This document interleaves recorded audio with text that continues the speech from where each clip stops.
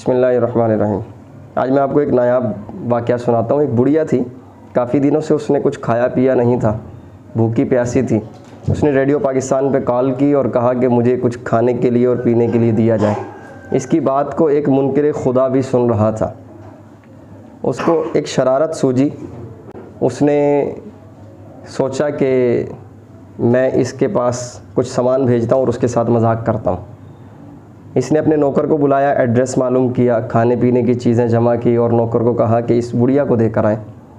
وہ اگر بڑھیا پوچھے کہ کس نے بھیجا ہے تو کہنا کہ یہ شیطان کی طرف سے تحفہ ہے۔ نوکر نے سامان لیا اور چلا گیا۔ دروازے کو دستک دی، بڑھیا نے دروازہ کھولا۔ سامان بہت زیادہ تھا کھانے پینے کا، دیکھ کر بڑی حیران ہوئی، خوش بھی ہوئی۔ سامان لیا اور جلدی جلدی اپنے گھر کے کونے میں رکھنا شروع کر دیا۔